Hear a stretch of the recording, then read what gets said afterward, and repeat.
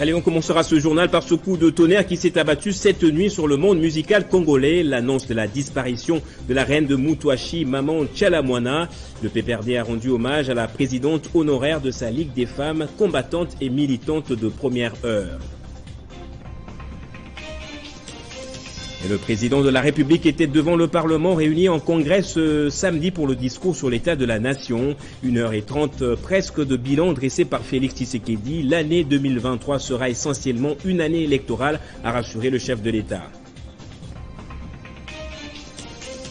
Et l'on célèbre dans le monde le 74e anniversaire de la Déclaration universelle des droits de l'homme. À Kinshasa, plusieurs activités ont été organisées. Vous suivrez dans ce journal la matinée de réflexion tenue par le barreau de Kinshasa, Matete.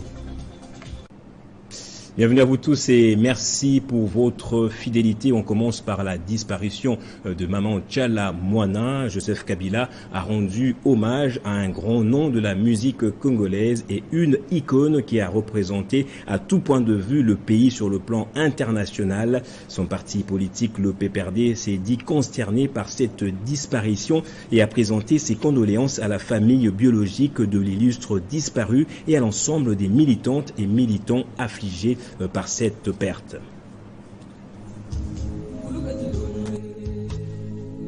C'est un coup de tonnerre dans le monde musical congolais.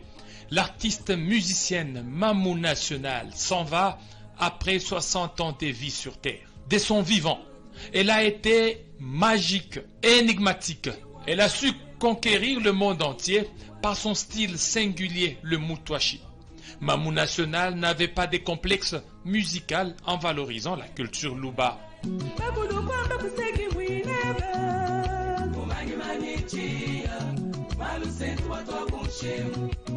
Tchalamouana part et laisse ses mélomanes orphelins. Artistes musiciens comme Kofi Olomide qui a écrit sur son compte Facebook « Mon coucou est parti. Un amour vrai, c'est à vie. Elisabeth Tchala de Kofi. Repose en paix. Et Fali Poupa de renchérir. Reste in peace, la reine de Moutouachi, Mamou National. Maman Tchalamouana kene malamu. Biso nyonso tozali kolela yo Kongo mobimba, mokili mobimba. Tozali kolela ndenge mama otiki biso. Et pour Jean-Marie Kassamba, la mort de Tchalamouana est une perte énorme. Et plusieurs politiciens de toute tendance ont aussi donné de la voix. Nous venons de perdre une grande vedette.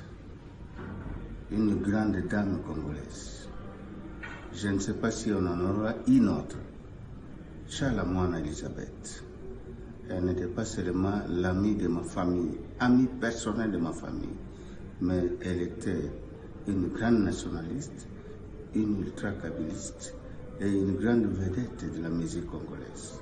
Un message de compassion, de condoléances et de soutien à toute la famille de Tchalamouana, mais également à toute la nation congolaise, parce que vous savez que nous sommes un pays où la rumba a été décrétée comme patrimoine immatériel de l'humanité, et quand une icône comme celle-là disparaît, ça ne doit que faire de la peine à tous les Congolais. Nous avons un grand regret de perdre un grand baobab, une grande dame, une grande artiste congolaise qui nous a quittés brutalement.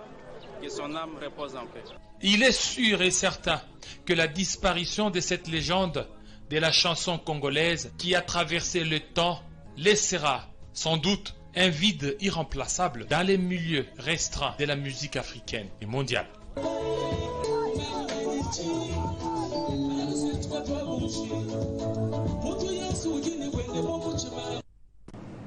Et cet après-midi aussi, Jean-Marie Kassamba a rendu hommage à l'illustre disparu avec des mots teintés de souvenirs de la grande et brillante star qu'elle était, visiblement touchée par cette disparition. Le patron de Télé 50 est revenu sur le parcours de la reine de Moutouachi.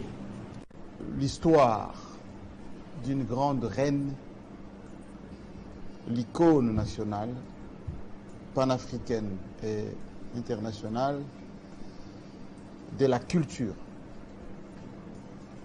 de l'identité de notre pays et surtout celle du Kasaï, eh bien son histoire s'est arrêtée. Tchalamouana est parti à 64 ans, de suite bien sûr d'une maladie qu'on a diagnostiquée avec un peu de retard et qu'il a eu des complications ces dernières semaines. Mais c'est l'histoire de cette jeune femme du Kasaï, venue ici, née à Lubumbashi, venue ici à Kinshasa, commençant comme danseuse, puis qui a émigré en Côte d'Ivoire, est devenue l'identité de la musique nationale. Tchala Moana, c'était tout le Congo, le Zaïre. Lorsque rien ne semblait être crédible pour le Zaïre d'antan, Tchala Moana crédibilisait notre culture au Burkina, en Côte d'Ivoire, à Paris, sur toutes les grandes places internationales. Donc elle est partie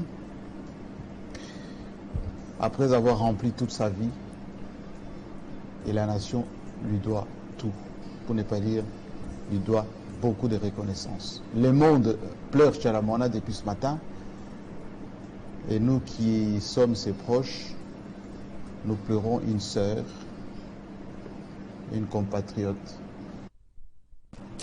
Et plusieurs autres personnalités ont réagi à la suite de cette disparition. Jean-David Kilolo a récolté leurs propos.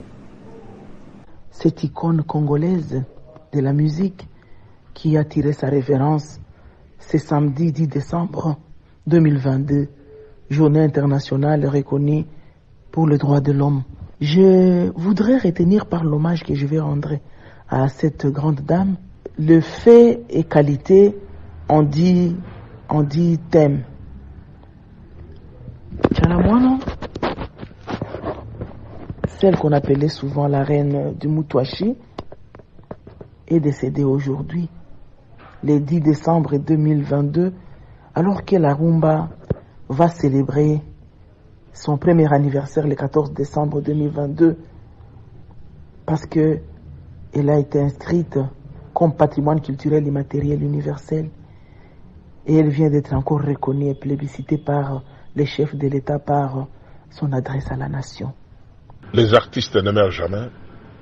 Je crois que Tchala Moana, sur le plan culturel et sur le plan discographique, elle restera éternellement dans nos mémoires avec des chansons comme Malou Katonda Bakole et les autres. Nous allons nous associer à sa famille biologique pour que nous puissions suivre tous de près les programmes, et nous allons l'honorer parce qu'elle a honoré également notre culture dans l'espace du Grand Kasaï, en RDC et à travers le monde. J'ai vraiment le regret de Lubumbashi où je me trouve d'apprendre la mort de notre grande sœur, de la Mamou nationale, Tchala Moana, la reine de Mutwashi, qui nous laisse les souvenirs incalculables. C'est une très grande perte pour la musique congolaise. Maman Tchala Moana avec Maman Bilebe, elle formait à elles deux le satire même de la rumba congolaise en ce qui concerne les femmes, quoi. Moi, j'ai été vraiment KO quand j'ai appris que Maman Tchala Moana était décédée. Dans l'actualité également, on va prendre cette fois le discours sur l'état de la nation du chef de l'État Félix Antoine Tshisekedi, qui s'est prononcé presque en chef de guerre et a promis des moyens conséquents au FARDC. Le chef de l'État a également confirmé l'organisation des élections en 2023 conformément au délai constitutionnel. Grâce Salambo. C'est un discours sur l'état de la nation qui a duré 1h30. Des élections à la sécurité, en passant par la diplomatie, l'éducation, l'économie, la justice et le social, le président de la République est revenu sur tous les sujets qui touchent la vie nationale. Dans son discours, Félix Tshisekedi a dénoncé l'indifférence de la communauté internationale face à l'agression rwandaise et la détérioration de la situation sécuritaire dans l'est de la RDC. Le président de la République, qui a confirmé par ailleurs la tenue des élections en 2023, a également rassuré que l'économie congolaise se porte de mieux en mieux. Le pays enregistre de nouvelles performances dans la mobilisation des recettes publiques. En ce qui concerne la justice, Félix Tshisekedi insiste sur le renforcement des sanctions contre les magistrats véreux qui n'ont ni vocation ni conviction pour l'idéal de la justice. Le président de la République a félicité la première dame pour sa détermination à doter la RDC d'un cadre juridique qui protège les victimes de violences sexuelles. Et plusieurs personnalités ont suivi le discours du chef de l'État et le félicitent pour les différentes réalisations malgré l'agression rwandaise et la crise économique causée notamment par la pandémie de la Covid-19. Je veux saluer ce discours qui a été un discours historique parce qu'il a été réparti en 16 axes principaux tels que je les ai répertoriés. C'est un discours de 100 minutes, j'ai dit chronométrer l'ensemble du discours, ce qui montre qu'il tenait à restituer à toute la population congolaise l'essentiel du travail. Et vous avez trouvé qu'il a commencé par des questions sécuritaires, qui sont des questions qui portent notre population à cœur, parce qu'il n'y a pas de développement sans la paix, il n'y a pas de développement avec l'insécurité. Et donc il a tenu à réaffirmer son engagement à donner la paix au peuple congolais, surtout celui de l'Est, pour que cette population va à ses occupations comme ça a été toujours le cas, parce que c'est une population dynamique. Le bilan pour moi, il est positif, mais il a fallu qu'il puisse rendre ses comptes. Beaucoup de détails échappaient à la population. Et maintenant que les détails sont à la merci de la population, à tout moment, nous allons y revenir pour étayer et afin que tout le monde comprenne. Surtout que le président de la République vient de faire l'allusion par rapport à l'année électorale de 2023, que nous, en tant que jeunes, nous puissions s'organiser, nous puissions s'enrôler massivement pour faire face à ces grands chantiers, à ces grands rendez-vous de 2023. Restons justement au palais du peuple. La Chambre haute du Parlement a voté le projet de loi portant reddition des comptes pour l'exercice 2021. C'était lors de la plénière d'hier vendredi, présidée par son président Modeste Bahatsi-Lukwebo.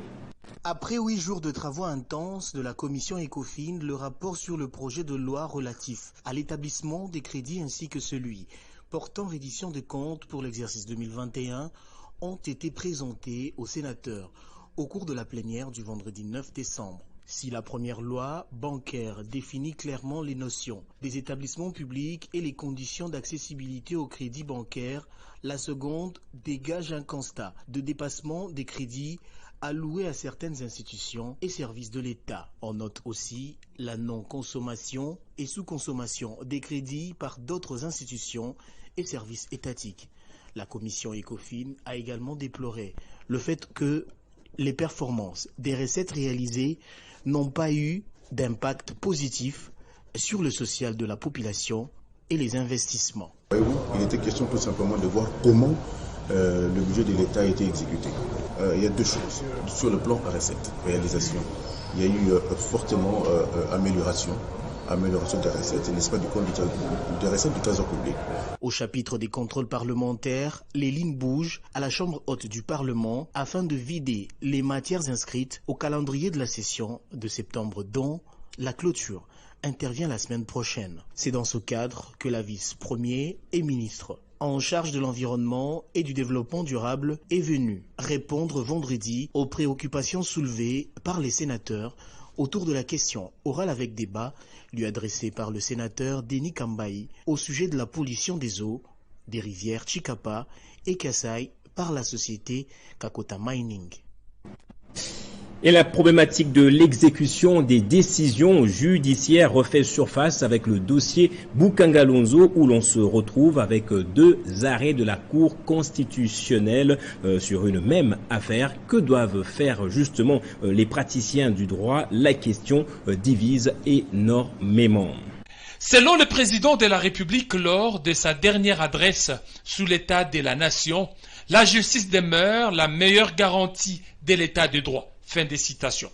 Et l'on reconnaît le sérieux des décisions judiciaires dans leur exécution.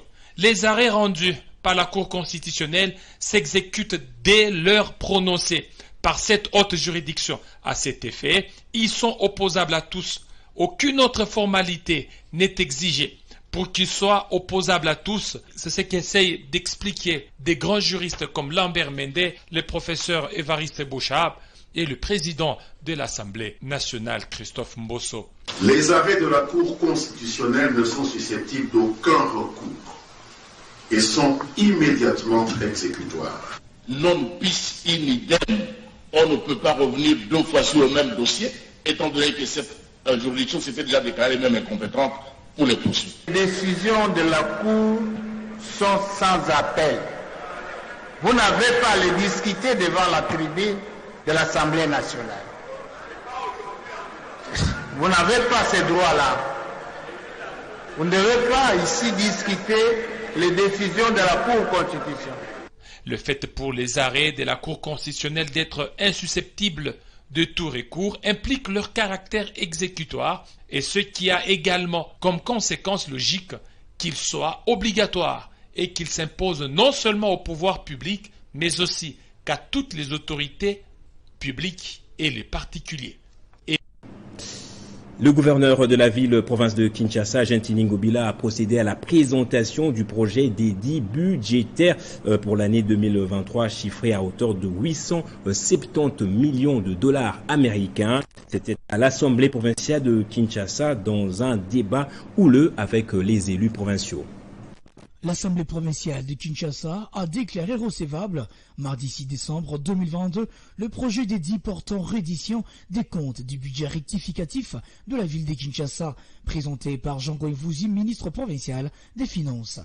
Ce projet d'édit sur la reddition des comptes indique de manière détaillée le niveau d'exécution du budget rectificatif exercice 2021 et décrit en même temps les conditions dans lesquelles ce budget a été exécuté. Il a été élaboré dans un contexte politique, économique et financier en parfaite corrélation avec les prérogatives du pouvoir central. En répondant à l'invitation de l'Assemblée provinciale, le gouverneur de la ville de Kinshasa, Gentini Ngobila Mbaka, a présenté les projets d'édit budgétaire exercice 2023 dès son gouvernement devant les élus. Ce projet d'édit budgétaire 2023 est évalué à près de 1800 milliards de francs congolais. Les élus de la ville de Kinshasa ont encore une fois salué la collaboration et le travail de synergie qu'abattent ensemble l'Assemblée provinciale et le gouvernement. Et ceux qui fréquentent le coin savent qu'il s'agit d'un casse-tête quotidien, les embouteillages qui ralentissent les efforts de la population dans la partie est de Kinshasa sur le boulevard Lumumba. L'association Banachangu a résolu de faire un don des barricades à la police pour pouvoir réguler au mieux la circulation dans cette partie de la capitale. L'association Banachangu a innové cette semaine avec un don spécial à l'endroit de la police de la circulation routière. Son président, Nico Foutou, s'est personnellement rendu sur place avec quelques membres de l'association pour offrir des barricades qui pourront permettre à la police de mieux réguler la circulation. C'est parce que nous avions constaté qu'il y avait beaucoup d'embouteillages. Et c'est ça qui a fait que nous puissions faire ce don à la police de circulation routière, au commandant-major Peter. Oui, c'est sur les fonds propres de l'association Banachan Otosungana. Tous les jours, dans cette partie de la ville, des embouteillages monstres rendent la tâche très difficile à la population, réputée pourtant très courageuse. D'après la police qui reçoit ce don à cœur joie et avec beaucoup de reconnaissance, ceci permettra de décourager les initiatives audacieuses de certains chauffeurs qui stationnent leurs véhicules, parfois même sur la chaussée. Je lui avais suggéré ya kopesa biso ba barricade ya kosala quelque chose pour nakokanga. C'est ainsi qu'il a songé dans ce sens. Na mituka bino ba bosa transport botambola malamu botika kolela lela isusu na makambu ya ba embouteillage. Avec sa vision axée sur le social, l'association Banachangu répertorie tous les problèmes de la population dans cette partie de la ville et offre des solutions comme elle peut. Avec beaucoup d'adhérents, elle est bien positionnée comme porte-étendard de ce district populaire. À présent, le rapporteur de l'Assemblée provinciale a évoqué au cours d'un point de presse tenu il y a quelques jours, notamment hier en particulier à Kinshasa, sur la situation qui prévaut dans sa province. Pour Jacques Amani Kamanda, le gouverneur Théo Ngouabiché, déchu le 24 novembre dernier, s'illustre ces derniers jours par une rébellion constitutionnelle et l'usurpation des fonctions publiques. Revenons sur la déchéance du gouverneur Théo Ngwabidje Kassi et son gouvernement. Le rapporteur de l'Assemblée provinciale du Sud Kivu, divisé dans leurs combats et démarches, les changements positifs dans la conduite des affaires publiques. Face à la presse, Jacques Amani Kamanda a évoqué les principes fondamentaux de la loi qu'il juge non respectés par Théo Ngwabidje. Il est cependant à noter que malgré cette déchéance d'office, M. Théo Ngwabidje Kassi s'illustre ces derniers jours par une rébellion constitutionnelle et l'usurpation des fonctions publiques, ainsi que la négation des principes démocratiques foulant aux pieds les textes de loi régissant la République. Il continue à poser des actes administratifs et politiques en qualité de gouverneur, et c'est au mépris de la décision de l'organe délibérant.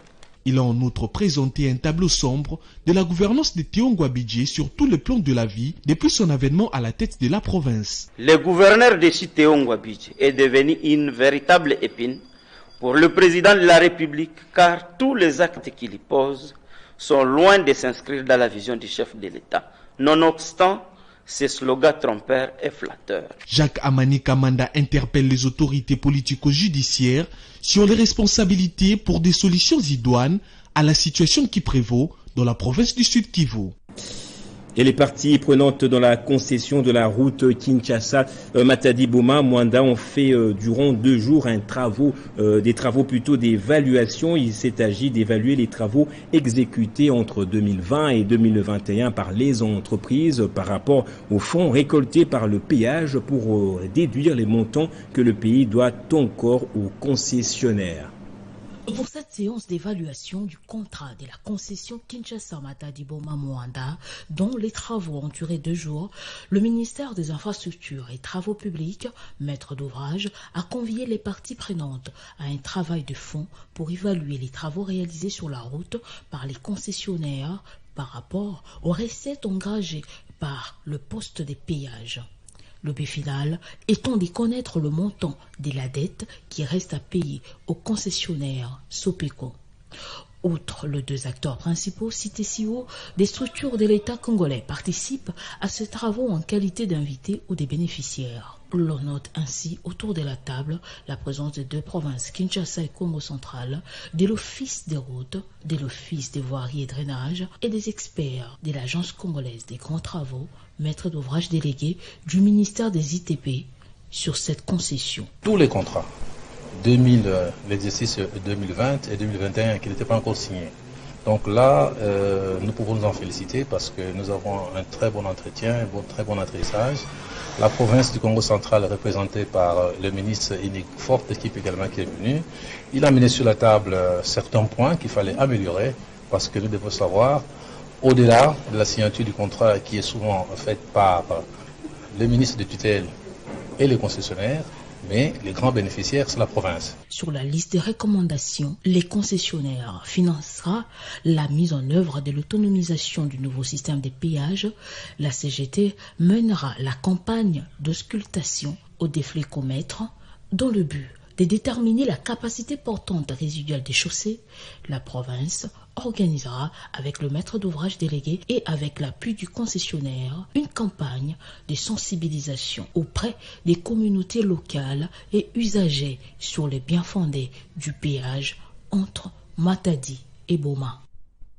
Et une rétrospective dans ce journal pour parler du récent séjour du chef de l'État dans la province du Congo central de Matadi jusqu'à la visite du centre de formation de Kitona. Le chef de l'État a bénéficié d'un fort accueil lui réservé par les militants de l'AFDCA. Focus sur eux dans cet élément de reportage. Comme pour l'électrification de la cité des Mbanzamboma le 19 novembre dernier, la FDCA comme regroupement politique et AFDC comme parti politique s'est encore une fois distingué dans la mobilisation lors d'une activité publique du chef de l'État dans la province du Congo central. L'homme aux manettes de tout ça, Cédric Bouanga, président fédéral de la FDC Congo central. L'accompagnement a commencé de Kassangoulou jusqu'à Mwanda où Félix Tshisekedi s'était rendu compte de la formation militaire des jeunes recrues, mais aussi pour l'évaluation des travaux de la construction du port en eau profonde de Banana. Le parti des modestes Bati Lukwebo s'est de nouveau montré au plus fort de sa forme dans la province du Congo central. Ces militants étaient présents lors de la visite du président de la République à la résidence du gouverneur de province jusqu'au terme de son séjour.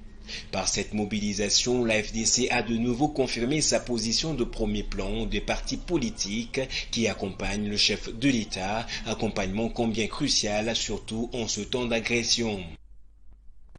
Et la CRD, le parti de Mbosso Nkodia, poursuit sa conquête dans le Kwilu profond. Le représentant de ce parti en Belgique a entamé une mission de sensibilisation dans les secteurs. Sylvain Ngoyi s'est rendu d'abord à Kwenge. La fondation Sylvain Tosungana poursuit sa tournée de sensibilisation au nom du parti politique Convention pour la République et la démocratie de Christophe Mbosso Nkodia. C'est sous une caravane motorisée qu'elle s'est rendue à Kwenge, un événement qui avait pour point de rassemblement le stade municipal.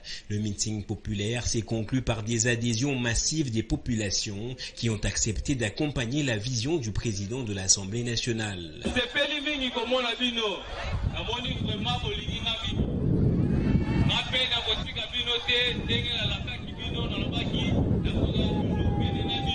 La question de l'éducation de base et celle de la santé a aussi préoccupé la délégation. Les élèves n'ont pas tous les moyens qu'il faut pour étudier comme il se doit. La fondation Sylvain Tosungana a sur le coup remis quelques kits scolaires aux responsables de 2 écoles visitées, alors que des malades ont vu leur facture d'hospitalisation être réglée.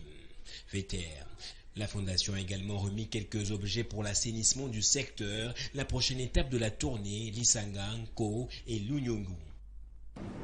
Et je l'ai annoncé dans le sommaire, l'on célèbre ce jour la journée internationale des droits de l'homme. La journée existe depuis 1948, date à laquelle l'Assemblée générale des Nations unies a adopté la Déclaration universelle des droits de l'homme. À Kinshasa, une conférence a été organisée à Kempinski Fleuve Congo Hôtel par le barreau de Kinshasa Matete autour du thème la couverture universelle de la justice pour tous. C'est une matinée de profondes réflexions des acteurs ou partenaires de justice en vue de trouver ensemble de voies légales pour aider la RDC à vivre sa dignité sur toute l'étendue de son territoire. Que j'ai pris la lourde responsabilité de convoquer le présent assise en ce jour commémoratif de la Journée internationale des droits de l'homme, dont le but de passer de la parole aux actes et par les mécanismes appropriés d'aide à des personnes plus démunies, marginalisés et vulnérables à accéder à la justice.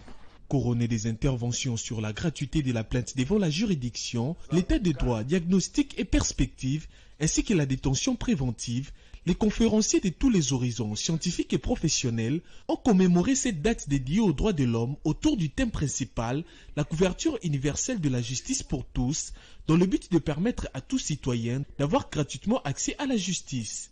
Mettre à la portée de tout le monde pour leur permettre effectivement d'accéder à la justice, et cela à travers notre bureau de consultation gratuite, en collaboration bien sûr avec la société Orange, qui nous a facilité la tâche pour que, par un numéro vert que la population et l'ensemble des avocats au vent peuvent permettre d'appeler et d'accéder facilement à la justice. Organisé par le barreau de Kinshasa Matete, en collaboration avec Orange RDC, il ressort de ces assises plusieurs recommandations et suggestions nécessaires pour le pays.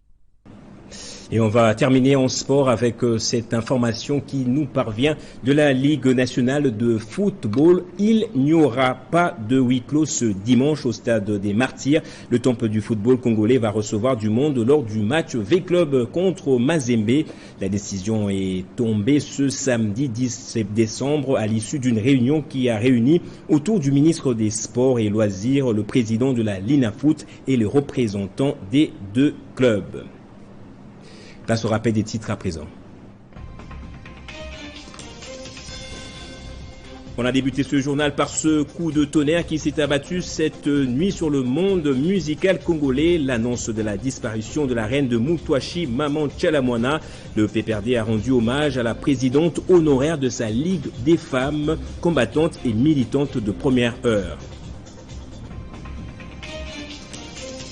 Et le président de la République était devant le Parlement réuni en congrès ce samedi pour le discours sur l'état de la nation. 1h30 presque de bilan dressé par Félix-Antoine Tshisekedi. L'année 2023 sera essentiellement une année électorale, a rassuré le chef de l'État.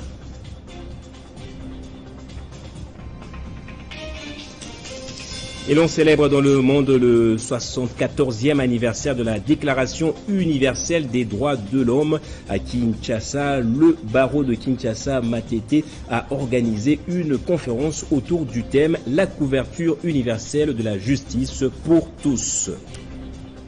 C'est par ici que se referme ce journal. Merci à vous tous de l'avoir suivi.